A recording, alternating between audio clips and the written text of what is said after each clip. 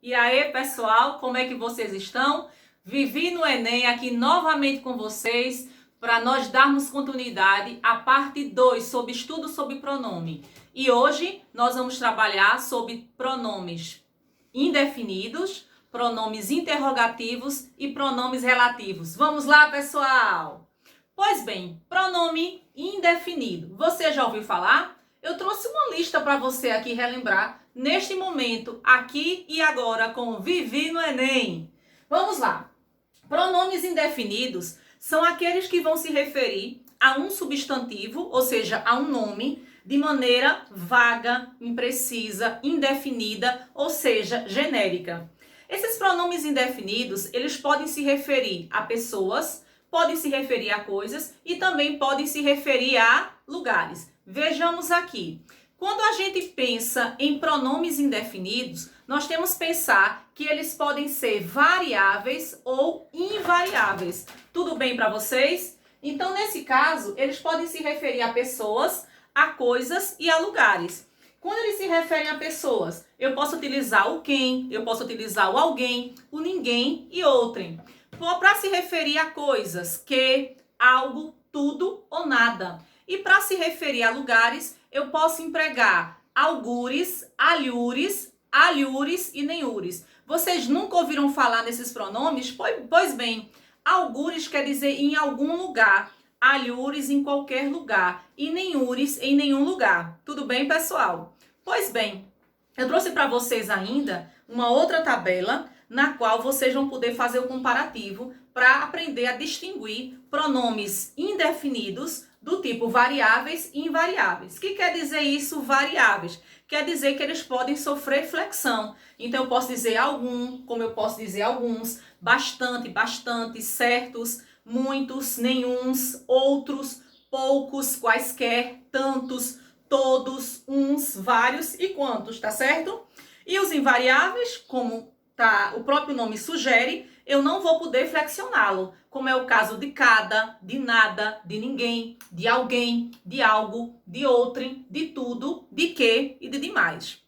Agora, eu gostaria de reafirmar o que eu coloquei para vocês no início da aula, que esses pronomes indefinidos que nós acabamos de relembrar, eles sempre vão se referir a um nome, a um substantivo, de maneira vaga, imprecisa, não é? Genérica. No contexto da tirinha, vejamos aqui. Qual o contexto que nós temos? Matrimônio. Muito bem, casamento. Então, o casamento começa com uma mentira. O padre está lá na situação, aquela coisa toda, e prometo, prometo, prometo, prometo. É sim, sim, sim, sim, sim. A ladainha toda vocês já a conhecem. Mas se ele começa com mentira, segundo a tira, ele termina com várias. Mas várias? Várias o quê? Sim, muito bem, mentiras. Então, vocês estão percebendo que o pronome indefinido várias se refere, substitui o nome, o substantivo mentiras, vocês perceberam? Referindo-se a essas mentiras de maneira vaga, imprecisa, indefinida. Você não entendeu ainda? Pois bem, eu trouxe para vocês aqui uma outra tira. O contexto é outro, não é de matrimônio, e se coloca assim: olá, alguém aí? Traga qualquer coisa para eu beber? Então percebam, olha como ele faz menção. Alguém se refere a uma pessoa de maneira vaga. Aí ele diz, traga qualquer coisa. Vocês percebem que o qualquer também se refere a uma coisa de maneira imprecisa? O que é isso? Quem está aí? Vamos remontar aquela ideia de pronome demonstrativo que nós já estudamos por aqui. Então, quando ele pergunta o que é isso é pronome demonstrativo de segunda pessoa e se refere a algo que está perto da pessoa com quem se fala. Aí ele coloca, quem está aí? Vocês lembram das dicas que eu dei para vocês? O aí, o aqui e o acolá? Então, o aí também é uma dica, é uma pista lexical que serve para nós entendermos que algo está perto da pessoa com quem se fala, reafirmando o emprego do pronome demonstrativo de segunda pessoa. Ainda, se eu fosse o Senhor, não chamaria qualquer um, nem pediria qualquer coisa. Então, a graça da tira está justamente no emprego dos pronomes demonstrativos. Quando ele coloca qualquer um, se refere a qualquer um de maneira imprecisa, vaga, e quando ele se refere a qualquer coisa, novamente de maneira genérica. Tudo bem? Então, esse conhecimento da língua é inevitável para que vocês tenham noção de quando esse pronome, por exemplo, indefinido, demonstrativo ou relativo, ele está, por exemplo, mal empregado. Então, tenha conhecimento do pronome, saiba quando ele é variável, quando ele é variável e, consequentemente, você identificará quando ele estará mal empregado. Agora vamos fazer o seguinte, no contexto da propaganda. Porque nós sabemos que toda propaganda tem o objetivo de vender um produto, de vender um serviço. A função pode ter função poética, porque a mensagem é posta em xeque da melhor forma possível. Mas a força da função, digamos assim, mais forte, mais contundente, é a função apelativa ou conativa. Por quê? Nesse caso, a ênfase do texto estará voltada para o interlocutor, para o receptor. Então, o emprego de verbos no imperativo, o emprego de pronomes, por exemplo, na segunda pessoa, o tu, você, poderá aparecer de maneira retórica. Nesse caso aqui, doação de sangue. Para quem doa, são alguns minutos. Para quem recebe, é uma vida inteira. Eu vou repetir. Doação de sangue, para quem doa, são alguns minutos. E para quem recebe, é uma vida inteira. Vocês sabem disso. Doação faz toda a diferença. Será que nós estamos fazendo a nossa parte? A começar de mim. A grande pergunta aqui é, esse quem, para quem doa, são alguns minutos. Então, esse quem é o grande X da situação da propaganda. Porque esse quem se refere à pessoa que doa ou a qualquer pessoa que doa. Então, novamente, reafirmando para vocês que o quem, o pronome quem, ele vai se referir a uma pessoa, qualquer pessoa, só que de maneira o quê? Vaga, imprecisa. Agora, eu gostaria de compartilhar com vocês num contexto maior, num texto totalmente verbal, de Clarice Lispector, para que a gente possa fazer algumas inferências a partir do conhecimento que nós temos sobre pronomes indefinidos. Tudo bem? Vamos lá, galera?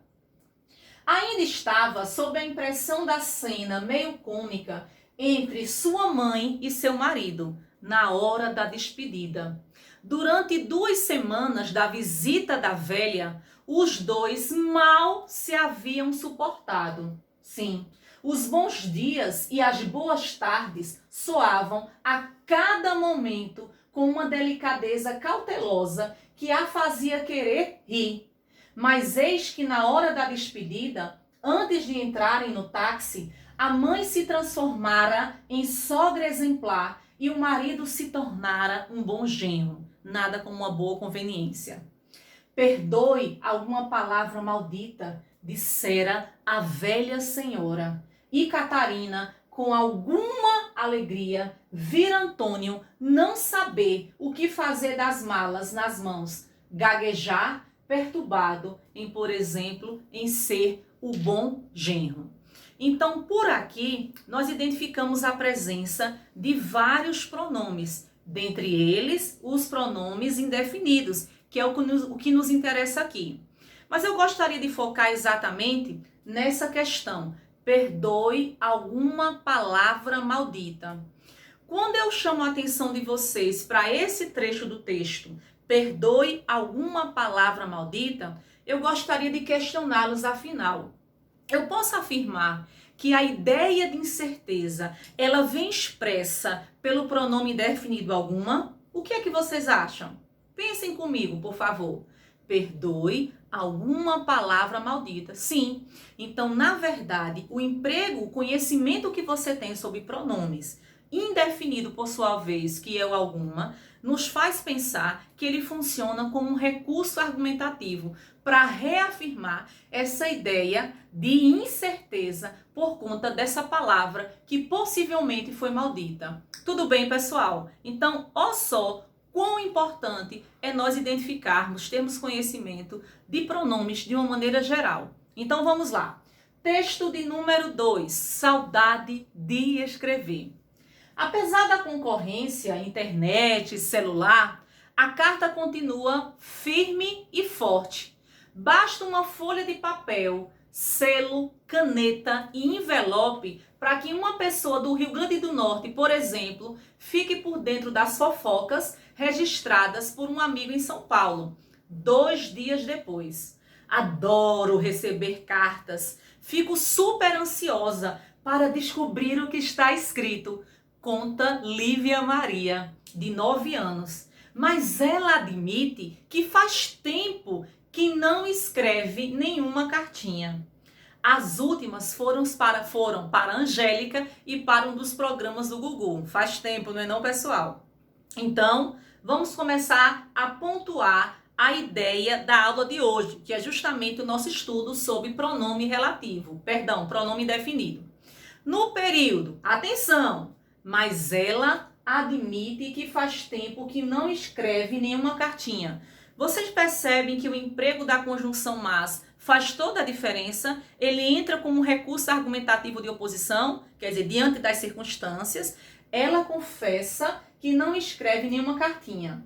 A palavra nenhuma, que acompanha o substantivo cartinha, funciona como um pronome definido. Nós já sabemos disso. Imprimindo um sentido impreciso ao substantivo cartinha. Qual a alternativa cujo sentido se altera significativamente com a mudança da redação?